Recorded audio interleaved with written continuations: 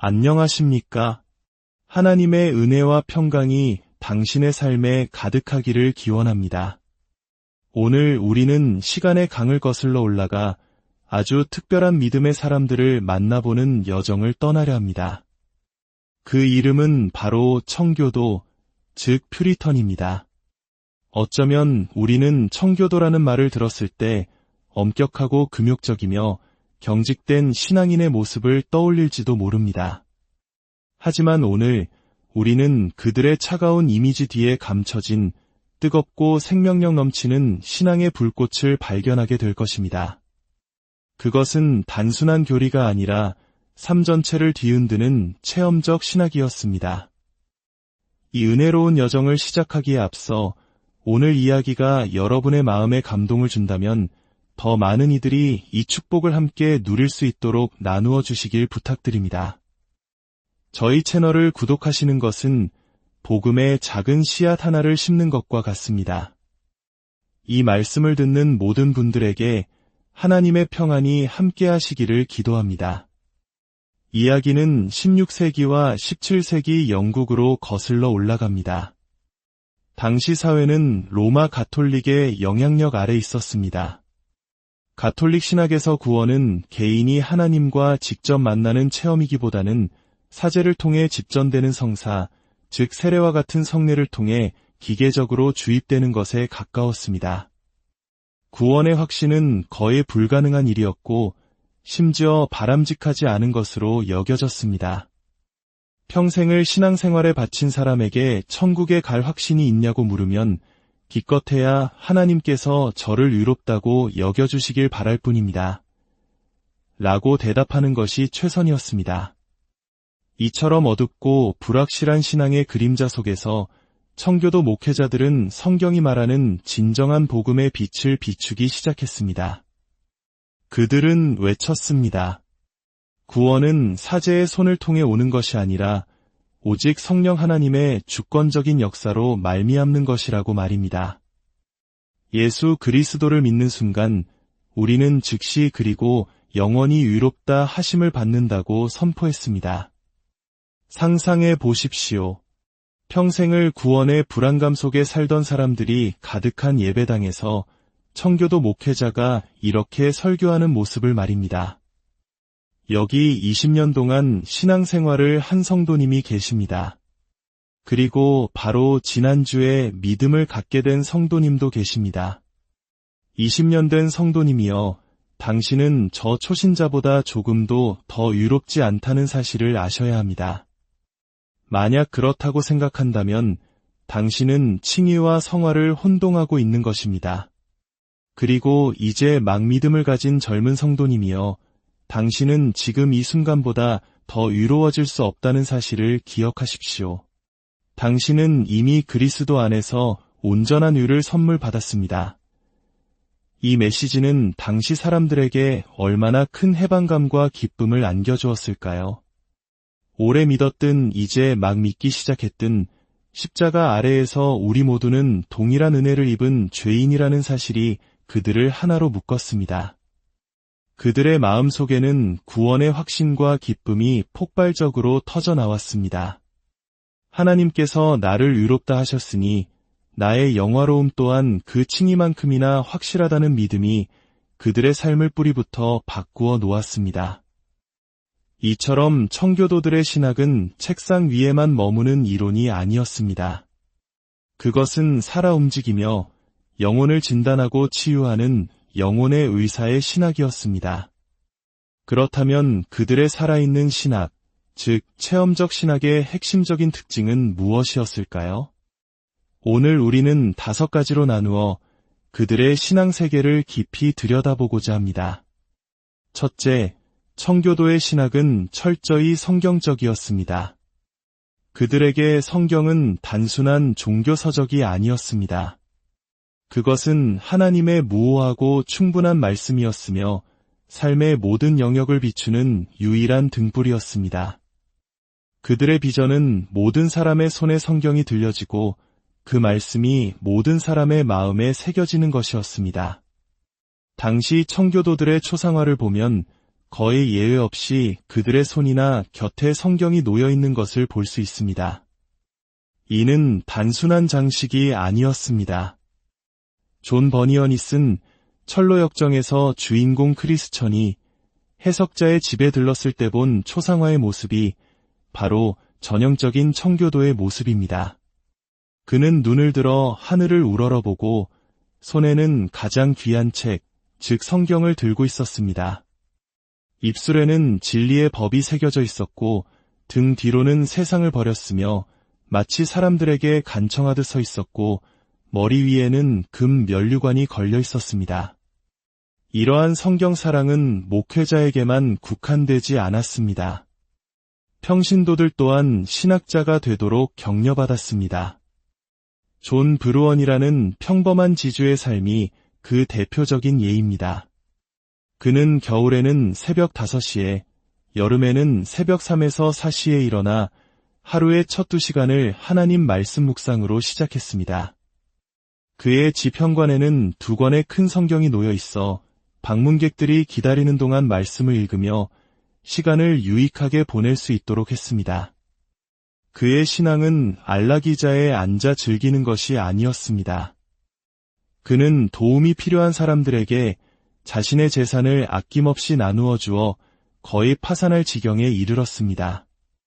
그는 살아 숨쉬는 복음 그 자체였습니다. 어떤 이는 그를 보고 이렇게 말했습니다. 그의 집은 다름 아닌 하나님의 집이었다. 그의 얼굴은 너무나 사랑스럽고 쾌활하여 그를 볼 때면 얼굴에 광채가 났던 모세가 떠올랐다. 그의 마음속에는 평범함을 넘어서는 탁월한 은혜가 빛나고 있었다. 이처럼 성경으로 가득 찬 삶은 청교도들에게 자연스러운 것이었습니다.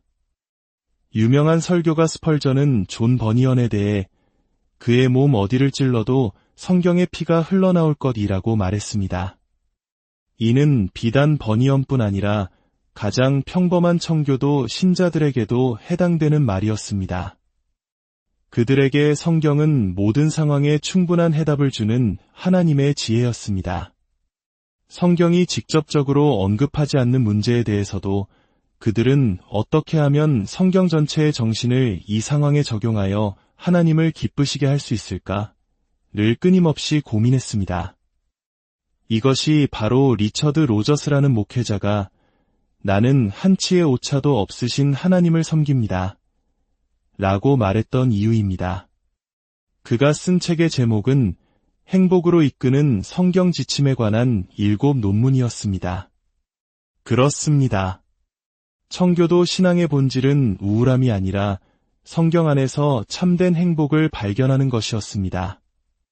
둘째, 청교도의 신학은 하나님 중심적이었습니다. 이것은 어쩌면 당연하게 들릴지 모릅니다. 하지만 오늘날 우리 시대의 수많은 기독교 서적과 가르침을 돌아볼 때 그 차이는 분명해집니다. 현대의 많은 가르침이 어떻게 하면 내가 좋은 삶을 살 수 있을까에 초점을 맞춘다면 청교도들은 어떻게 하면 위대하신 하나님을 알 수 있을까에 모든 것을 걸었습니다. 그들의 신학은 자기 개발이 아니라 하나님을 향한 경배였습니다. 특히 그들은 예수 그리스도의 신성을 드높이는 데에 탁월했습니다. 존 오원과 같은 신학자는 그리스도의 사역이 지닌 무한한 영광을 탐구했습니다. 그는 그리스도의 구속 사역이 단지 타락한 인간을 구원하는 것에서 그치지 않고 하나님의 창조 세계 전체를 회복시키는 우주적인 사건임을 꿰뚫어 보았습니다. 오원은 이렇게 설명합니다. 태초에 하나님은 2 가족을 창조하셨습니다. 하나는 천사, 대천사, 그룹, 스랍 등으로 이루어진 하늘의 가족입니다. 다른 하나는 하나님의 형상대로 지음받은 땅의 가족, 즉 인류입니다. 그런데 하늘 가족의 일부가 타락했고 땅의 가족은 아담 안에서 전체가 타락했습니다. 하나님께서는 그분의 자비로 타락하지 않은 천사들을 보존하셨고 측량할 수 없는 은혜로 타락한 인류 가운데서 당신의 백성을 구원하셨습니다. 그리고 하나님의 최종적인 계획은 이 두 가족, 즉 선택받은 천사들과 구원받은 성도들을 예수 그리스도 안에서 하나의 새로운 가족으로 연합시키는 것입니다. 이것이 그리스도의 속죄가 이룬 궁극적인 열매 중 하나입니다. 하늘과 땅의 모든 것이 그리스도 안에서 하나가 되는 것, 이것이 청교도들이 바라본 그리스도 사역의 장엄한 비전이었습니다. 또한 그들의 신앙은 체험적으로 삼위일체적이었습니다. 성부, 성자, 성령 하나님 각 위격과의 인격적인 교제를 깊이 누렸습니다. 이것은 교리적 지식에 머무는 것이 아니라 기도와 삶 속에서 실제로 경험하는 살아있는 실제였습니다. 셋째, 청교도의 신학은 송영적이었습니다. 즉, 예배의 중심적이었습니다. 웨스트민스터 소요리 문답 제1문은 우리에게 묻습니다. 사람의 제일 되는 목적은 무엇입니까? 그리고 답합니다. 사람의 제일 되는 목적은 하나님을 영화롭게 하는 것과 영원토록 그를 즐거워하는 것입니다. 이것이야말로 믿지 않는 자들은 결코 이해할 수 없는 신비입니다. 그들에게 하나님을 영화롭게 하는 것은 고통이지만 신자에게 그것은 최고의 기쁨입니다. 청교도들은 우리가 창조된 목적인 이 예배가 단순히 교회 건물 안에만 국한되지 않는다고 믿었습니다. 개인의 삶, 가정의 삶, 교회의 삶, 그리고 삶의 모든 세세한 부분까지 모두 하나님을 향한 예배가 되어야 한다고 믿었습니다. 특히 그들은 함께 모여드리는 공적 예배를 무엇보다 소중히 여겼습니다. 개인적인 경건의 시간도 중요하지만 모든 지체가 함께 모여 각자에게 주신 은사를 사용하여 하나님을 예배할 때 우리는 가장 천상의 예배에 가깝게 참여할 수 있다고 믿었기 때문입니다. 그들은 예배의 모든 요소가 예배의 대상이신 하나님께 온전히 집중하도록 돕는 도구가 되어야 한다고 생각했습니다. 그래서 화려한 의식이나 인간적인 기교보다는 단순함을 추구했습니다. 예배의 수단 자체가 우리의 시선을 빼앗아 예배의 대상이신 하나님을 보지 못하게 되는 것을 경계했기 때문입니다. 그들에게 예배는 관람하는 스포츠가 아니라 하나님과 인격적으로 만나고 그분 안에서 기뻐하는 축제였습니다. 넷째, 청교도의 신학은 언약적이었습니다. 그들은 성경 전체가 하나님께서 자기 백성과 맺으신 사랑의 약속, 즉 언약의 이야기라고 이해했습니다. 이 언약 사상은 그들에게 딱딱한 신학 이론이 아니었습니다. 그것은 하나님께서 예수 그리스도라는 인격적인 언약을 통해 우리와 자신을 영원히 묶으셨다는 감격스러운 진리였습니다. 이 그리스도와의 연합이라는 언약적 유대감 때문에 우리는 그분과의 깊은 교제를 누릴 수 있습니다. 토마스 구신과 존 오원 같은 신학자들은 이 교제를 삼위일체적으로 풀어냈습니다. 때로는 성부 하나님의 사랑 안에서, 때로는 성자 예수님의 은혜 안에서, 때로는 성령 하나님의 교통하심 안에서 교제하는 기쁨을 누린다는 것입니다.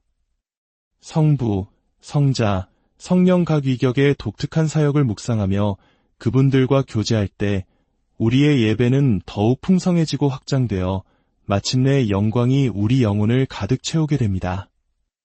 이 언약적 관계 속에서 그들은 율법을 무거운 짐이 아니라 하나님을 사랑하는 자녀로서 마땅히 살아가야 할 자연스러운 삶의 방식으로 기쁘게 받아들였습니다. 마지막 다섯째, 청교도의 신학은 정서적이었습니다.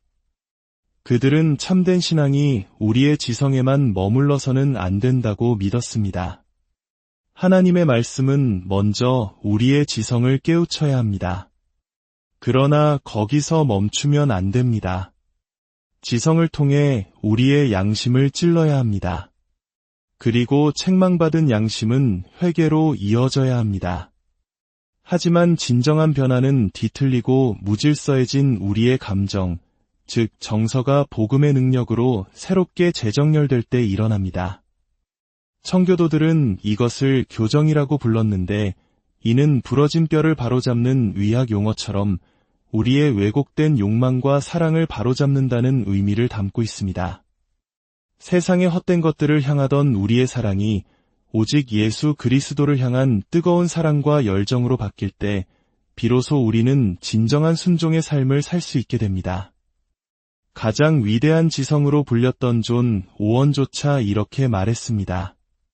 하나님께서 우리에게 요구하시는 것은 우리의 정서, 즉 우리의 마음이다. 우리의 정서를 사로잡고 있는 것과 싸워 이기려는 것은 헛된 일이다. 왜냐하면 결국에는 그 정서가 승리할 것이기 때문이다.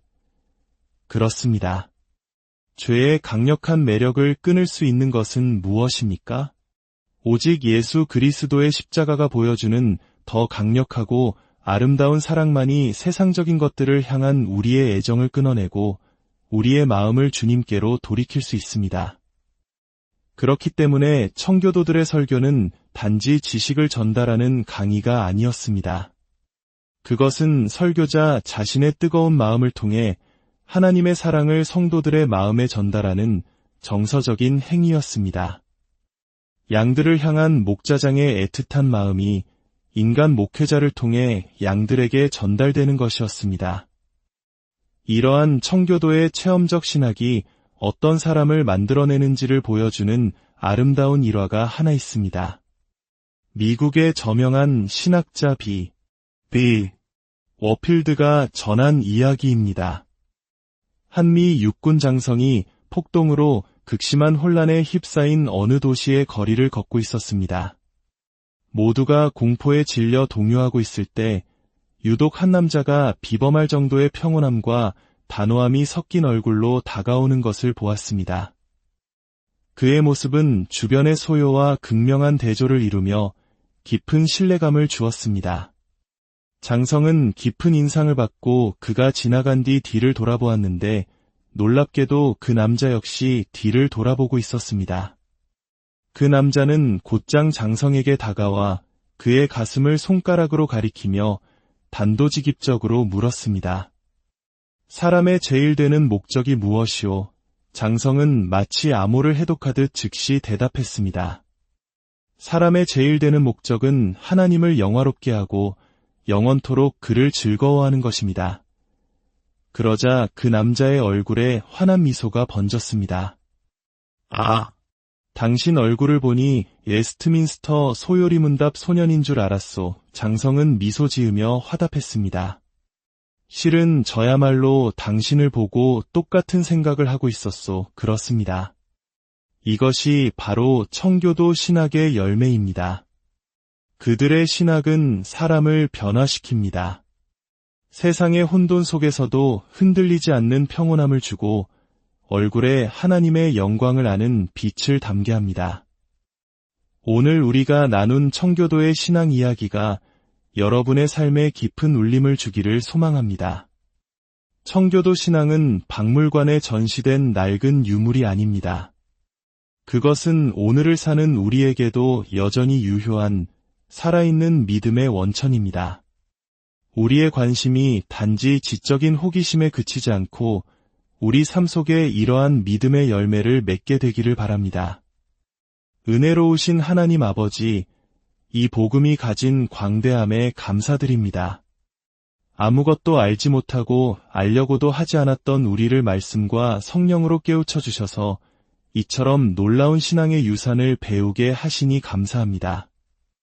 때로는 말씀으로 우리를 책망하시고 때로는 당신의 종들을 통해 당신의 뜨거운 사랑을 우리 마음에 부어주심으로 우리가 당신께 반응하고 당신을 사랑할 수 있도록 이끌어주시니 감사합니다.